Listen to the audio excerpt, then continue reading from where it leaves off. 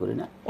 অনেকেই বলার চেষ্টা করতেছেন, বিশেষ করে ফেসবুক বা সামাজিক যোগাযোগ মাধ্যমে আপনি এবং আরো কয়েকজন, আমি সবার নাম বলছি না, আপনি নিশ্চয়ই এই খবর আপনার কাছ পর্যন্ত পৌঁছেছে যে হেফাজতে ইসলামের একটা সিন্ডিকেট তৈরি হয়েছে এবং সেই সিন্ডিকেটের অন্যতম কুশীলব আপনাকে বলার চেষ্টা করছে। এই ব্যাপারে আপনি কি বলবেন? না, এই ধরনের কারণ বলে থাকে তাহলে 100 বার বলবে। দেখেন, আমার সম্পর্কে অনেকে অনেক ধরনের কথাবার্তা বলে, জি, কিন্তু আমি আপনি জানেন কিনা বা দেখছেন কিনা, আমি কোনোটারই কোনো জবাব দেই না। হ্যাঁ, আমি আমার মতো করে চলে যাচ্ছি। জি, অতীত থেকে আমার যত সমালোচনা হয়েছে 2013 সাল থেকে, জি, 2013 সালে আমি শাপলা চত্বরে রক্তের উপর দাঁড়াইয়া, লাশের উপর দাঁড়ায় আমি লন্ডন চলে গেছি। হ্যাঁ, এই একটা আলোচনা, এটা আপনি যেহেতু বললেন, আমি আসলে এটা বলতে চাচ্ছিলাম যে কথাগুলি আপনি লন্ডন চলে গেলেন, এটা একটা অভিযোগ আপনার। এই যে কথাগুলি বলতেছে, এগুলো আমি জবাব দিতে কয়েকটা বিষয়। একটা বিষয় হলো কি, এক নম্বর হলো কথাগুলি বলতেছে কারা? যারা আমার নাতিপতির সমান তারা। আচ্ছা, আমি 2013 সালে চলে গেছি, জি, আমি ওখান থেকে আসলাম। হ্যাঁ, আসার পরে কোথায় প্রথম সাক্ষাৎ করতে গেছি, আমি যেদিন আসছি সন্ধ্যার সময় এসে পড়ছি, রাত্রে যায় সকালবেলা হাটাজারিতে পড়ছি। জি, হাটাজারিতে পড়ছি পরে তখন ওই আমার নাতিপতির সমান যারা, তারা কিন্তু আমার দিকে এভাবে চায়। হ্যাঁ, আর বাকি ওখানে গেলাম পরে হযরত মাওলানা শামসুল আলম সাহেব রাহমাতুল্লাহ আলাইহি, এই সমস্ত বড় হুজুররা এসে আমাকে একবারে জড়াই ধরলেন। জি, শামসুল আলম সাহেব নিয়ে ওনার রুমে বসাইলেন। আমার শেখ মুর্শিদ আল্লাহ মাহমুদ শফি রহমতুল্লাহ আলাইহির রুমের মধ্যে গেলাম, উনি এতেকাফে ছিলেন। উনি বৈশা থেকে 2 হাত বেড়ায় আসেন আসেন আসেন আসেন আসেন আসেন, কখন আসছেন, কিভাবে আসছেন, মানে ধরে রাখলেন এইভাবে জড়ায়, জি, বুঝলেন। এরপরে আল্লামা জুনায়েদ বাবুনগরী সাহেব, নুর হোসেন কাসিম সাহেব, মানে আমার বক্তব্যটা হলো আমি গেলাম কেন, আমার যাওয়ার প্রোগ্রাম আগের থেকেই ছিল। আচ্ছা, রিমান্ডে আমার 2004 সাল থেকে বিমানবন্দর থেকে সবকিছু বের করে আনছে। জি, তাদের কাছে ওই প্রশ্ন ছিল 2013 সালে যে আমি চলে গেলাম। জি, আইনে ওনারা যখন দেখছেন যে আমার সমস্ত সফর হইল April May June July, April May June July, তার মানে আপনি নিয়মিতই এপ্রিল মে জুন জুলাই এর ভিতরে সফরটা লন্ডনে আপনি যান? হ্যাঁ, আচ্ছা, তো লন্ডন যাই, আমেরিকা যাই, তখন এই দিকে ও তাই তো আপনি নিয়মিত সফরে গেছেন। আমি বললাম জি, জি, এই সাবজেক্ট ওরা রেখে দিচ্ছে, ওরা এই প্রশ্ন করে। আচ্ছা, আচ্ছা, 6 এপ্রিল আমি 7-8 এপ্রিল চলে যাব। আমার অলরেডি প্রোগ্রাম লন্ডনে হয়ে আছে, লন্ডন হয়ে তারপরে আমেরিকা হয়ে আসবো। জি, যখন ওখানে ঢাকা ঘেরাও কর্মসূচি ঘোষণা করা হলো, নূর হোসেন কাসিম হাতের মধ্যে চাপা ধরলেন। জি, এই কথা কিন্তু আমি অনেক মিডিয়াতে বলছি, অনেক কাছে আছে। এরপরও সেগুলি দেখার পরও কিন্তু ওই যে বিরোধিতার জন্য বিরোধিতা কিছু লোকজন করতে থাকবে। জি, তো এরপরে নূর হোসেন কাসিম হাতের মধ্যে চাপা ধরলেন, এটা বললেন না, হবে না, আপনি যেতে পারবেন না, আপনি 5 তারিখের পরে যাবেন। জি, আচ্ছা, এখন আসলো 5 তারিখ। 5 তারিখ, আচ্ছা, 5 তারিখে কিন্তু আমাদের কোনো প্রকার হট্টগোল করা, কোনো প্রকার মারামারি করা, কোন প্রকার করা, এই ধরনের কোন হাসিয়া খেয়ালের মধ্যে আমাদের ছিল না। জি, আমাদের কিরামান কাতিবেরও জানে না। জি, আমরা একটা কর্মসূচি পালন করতেছি, সেই কর্মসূচিটারই আমাদের সিস্টেমটা হলো যে শাপলা চত্বরে আমরা আইসা আল্লাহ মাহমুদ শফি সাহেব সেখানে যায়, তারপর দোয়া করে দেবে। দোয়া করে দিবেন। এই কাজটা আমরা কেন করলাম, এটার কিন্তু অনেক প্রশ্ন আছে। আমাদের অনেক লোকেরা প্রশ্ন করে, কেন শাপলা চত্বরে গেলেন? আরে গেলেন যে প্রশ্ন যে আপনি করতেছেন, আপনার সাথেই তো আরেকজন দাবি জানাইছে, আমার সবই সবাই এসে দোয়া করতে হবে আব্দুল্লাহপুর। আরেকদল দাবি জানিয়েছে না গাবতুলে এসে দোয়া করতে হবে, আরেকদল দাবি জানিয়েছে না যাত্রাবাড়ি যে দোয়া করতে হবে, আমরা সেখানে জমায়েত হবো, আমাদের এখানে আসতে হবে। এসব আমরা সবাই মিল্লা তখন পরামর্শের ভিত্তিতে সিদ্ধান্ত নিলাম যে না, তাৎক্ষণিক একটা সিদ্ধান্ত নিলাম। এখানে সিদ্ধান্তের মধ্যে কিন্তু জুনায়েদ বাবুনগরী সাহেব ছিল, নূর হোসেন কাসিম সাহেব ছিল, ওনারা সবাই ছিল, মুফতি ওয়াক্কাস সাহেবও ছিলেন। হ্যাঁ, একদম ইয়াতে বৈশা, লালবাগ মাদ্রাসায় বৈশা। এই সিদ্ধান্তের মধ্যে আসলো যে না, আমরা সব একসাথে জমা হই। জি, আহমদ শফি সাহেব সেখানে যাবে, আমাদেরও তো কিছু বক্তব্য আছে। হ্যাঁ, সে বক্তব্য একসাথে দিয়ে আমরা পরবর্তী একটা কর্মসূচি ঘোষণা করব। এই কর্মসূচি ঘোষণা করে আমরা এখান থেকে বিদায় নেব। এই শাপলা চত্বরে গেলাম।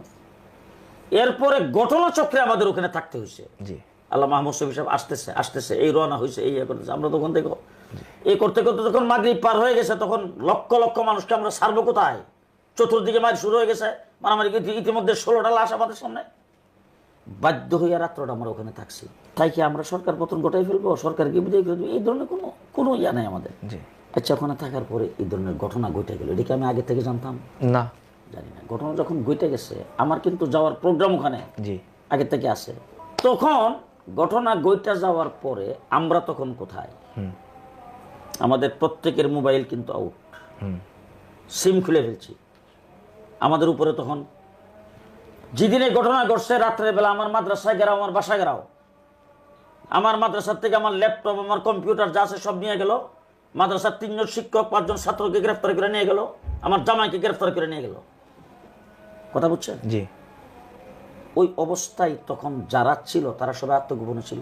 জি তো তারা যখন আত্মগোপন করছে দেশে, আমার যেহেতু ভিসা আছে, আমি যদি বাইরে যাইতে পারি, ওই সময় যদি আপনার এরকম হতো আপনি কি করতেন? তাহলে আপনি কয় তারিখে ছাড়লেন বাংলাদেশ? 7 তারিখ, 8 তারিখে, 8 তারিখ, 8 তারিখে। 8 তারিখ। আচ্ছা, মানে এটা একটা কমন বিষয়। সব আলোচনার মধ্যে মাওলানা জুনায়েদ আল হাবিবকে হেফাজতের একটা সিন্ডিকেটের অন্যতম কুশীলব মনে করা হয়। শাপলা চত্বরে উনি রক্তপাত ঘটিয়ে লন্ডন চলে গেলেন। কিন্তু আমরা যদি ব্যক্তি জুনায়েদ আল হাবিবকে চিন্তা করি, হাফিজ জুজুর রহমতুল্লাহ আলাই, শেখুল হাদিস আল্লামা আইজুল হক রহমতুল্লাহ আলাই, মুফতি আমিনুর রহমতুল্লাহ সহ দীর্ঘ মানে বরেণ্য রাজনৈতিক ব্যক্তিদের সান্নিধ্য আপনি পেয়েছেন। তারপরও আপনাকে নিয়ে সমালোচনাটা কেন হবে? সেটা যারা সমালোচনা করে তাদেরকে জিজ্ঞাসা করবেন আমাকে নিয়ে কেন হবে। আমি কিন্তু আজ পর্যন্ত কারোর সঙ্গে আমার কোনো দ্বন্দ্ব সংঘাত, কারোর সঙ্গে কোনো রাগারাগি, কারোর সঙ্গে তর্ক বিতর্ক, কেউ একথা বলতে পারবে না যে সেই 1981 সনে হাফিজ জুজুর যখন নির্বাচন করছিলেন তখন থেকে এ পর্যন্ত কাজ করে আসছি। আমি আমার সামনে আমি কত লোকের মারামারি থামাইলাম, কিন্তু আমি কারোর সঙ্গে কোনো তর্ক বিতর্ক কোনো দিন যাই নাই। আমি সবার সাথে একরকমই চলে আসছি। আলহামদুলিল্লাহ, মুরব্বীরা সবাই আমাকে মহব্বত করতেন। কিন্তু আমার শেষ কথাটা যেটা, সেটা হলো যে আমি 2013 সালে এইভাবে গেলাম, যাওয়ার পরে কি আমি চুপ করে বসে রয়েছি? আমি ওই জায়গায় থাইকা লন্ডনে থাইকা কি করছি সেটা আমি বলা লাগে না, নূর হোসেন কাসিম সাহেব বলে গেছে। এরপরে এখনো যারা আছেন নূর হোসেন কাসিম সাহেবের সাথে সম্পৃক্ত ছিল তাদেরকে জিজ্ঞেস করলে পাবেন ওখান থেকে আমি কি করছি। পেপার পত্রিকা যাচাই করলে পাবেন। যারা আত্মগোপন করেছিলেন একটা টু শব্দ করতে পারে নাই, আর সেই জায়গার মধ্যে আমি কি বক্তব্য রাখছি এগুলি ইনকেলাব, নয়া দিগন্ত, এই সমস্ত পত্রিকা ছাপছে। আচ্ছা, এরপরে আমি আসলাম। আমি যে কতদিন পরে আসলেন বাংলাদেশে? আমি আসছি বোধহয় 2 মাস পরে। 2 মাস পরে, জি। আচ্ছা, তো আমি আসলাম দেশে। আমি যে পর্যায়ে গেছি, আমি যে অবস্থানে ছিলাম, আপনি তো না আসলেও পারতেন।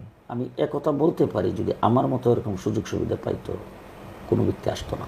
আচ্ছা, ইংল্যান্ডের সমস্ত ওলামায়ে কেরাম মিললাম, মিটিং করছে, মিটিং করে একজন সলিসিটারকে নিয়ে আসছে, আইনা তারপরে তার সঙ্গে পরামর্শ করছে আমাকে ওখানে রেখে দিবে। আমি জানি না, আমার জামাইয়ের সঙ্গে যোগাযোগ করে এখানকার সমস্ত ভিডিও এবং সমস্ত মানে প্রিন্ট মিডিয়া যা আছে, মানে পেপার পত্রিকা সব এক বস্তা পোস্টালের মাধ্যমে সেখানে নিয়ে গেছে। তারা নিয়ে তারপরে এভিডেন্স তৈরি করছে, এরা আমাকে দিয়ে ওখানে। মানে আপনি রাজনৈতিকভাবে নির্যাতিত ব্যক্তি? হ্যাঁ, কিন্তু আমি বলছি আমি তো বাঞ্জা রাখলেও থাকবো না। আচ্ছা, দেশ আমার, আমি সেখানে সমস্ত আন্দোলন সংগ্রামের সাথে জড়িত। আমি চলে আসছি। আসার 3 দিন আগে নূর হোসেন কাসিম সাহেব বলছে, হ্যালো বাবা, এখন আসবেন না, এখন আসবেন না, এখন আসলেই কিন্তু আপনাকে বিমানবন্দর থেকে আপনাকে অ্যারেস্ট করবে। আমি বলছি, হুজুর আমি আসি, আমার ভালো লাগতেছে না, আমি আসছি। এসে ওনার সঙ্গে দেখা করছি। দেখা করার পর উনি বলছে বাসায় যান না। কিন্তু আমি ইফতার খাইলাম ওনার সাথে, খাইতে বললাম, হুজুর বাংলাদেশ, ইংল্যান্ড থেকে বাংলাদেশে এসে বাসায় যাবো না, কোন কি বাসায় যাবো ঘন্টাখানেকের জন্য। আমি হুজুর ঠিক করে ফেলছি, মুফতি মুনির সাহেব আর আমাদের হুজুর করিম কাসিম সাহেব, আমি আজকে রাত্রে চলে যাবো হাটাদারি। হাটাদারি যাই, ওনাদের সঙ্গে দেখা সাক্ষাৎ করলাম। আমার এখন শেষ কথাটা হলো, এরপর থেকে পর্যন্ত হেফাজতে আমি আছি। 2020 সালে বাবুনগরী রহমতুল্লাহ আলাইহি হেফাজতের কমিটি গঠন করলেন।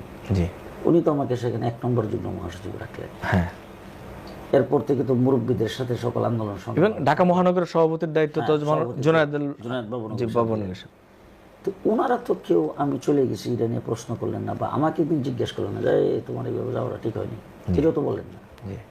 এখন সমালোচনা যারা করতেছে আমি কেন কান দেবো, তারা সব আমার নাতিপতির সমান। এই জন্য এগুলো আমার গায়েও লাগে না, এগুলো আমি দেখিও না, এবং দেখলে আমি আল্লাহর কাছে শুকরিয়া আদায় করি যে আল্লাহ এর দ্বারা যেমন গুনাহটা মাফ হবে আমার একলাসের। তারপরেও যদি আমরা জাস্ট আপনার কাছ থেকে বলতে চাই যে সমালোচকদের উদ্দেশ্যে আপনি কিছু বলবেন কিনা? না, সমালোচকদের উদ্দেশ্যে আমার বক্তব্য শুধু একটাই, যে আল্লাহ সবাইকে সহি বুঝ দান করুক। এবং আমি সকলকে এই কথা বলবো যে এই সমালোচনা করে খামাখা আখিরাতকে বরবাদ করবেন না। কারো সম্পর্কে, সে ছোট হোক বড় হোক, কোনো মাদ্রাসার ছাত্র হোক, যে কোনো সংগঠনের হোক, যদি আমার সম্পর্কে তার ভিতরে কোনো প্রশ্নের উদ্বেগ হয়ে থাকে কিংবা তার সামনে কেউ আমার সম্পর্কে সমালোচনা করে থাকে, এতে যদি সে মুতাসর হয়ে থাকে, আল্লাহর হস্তে সরাসরি যেন আমাকে জিজ্ঞেস করে। জি সরাসরি যে কোনো ব্যক্তি আমার সাথে কথা বলতে পারবে, সাক্ষাৎ করতে পারবে, জিজ্ঞেস করতে পারবে। জিজ্ঞেস করলে সঠিক উত্তরটা পেয়ে যাবে। যারা সমালোচনা করে তাদেরকে আমি বলবো এবং করজোরে বলবো, মেহরবানি করে আপনি যেই দলেরই হন, আপনার ভিতরে আমার ব্যাপারে কোনো প্রশ্ন জায়গা থাকলে সরাসরি আমাকে জিজ্ঞেস করে জি আমার সঙ্গে আলোচনা করে, আশা করি সন্তুষ্ট হবে। জি।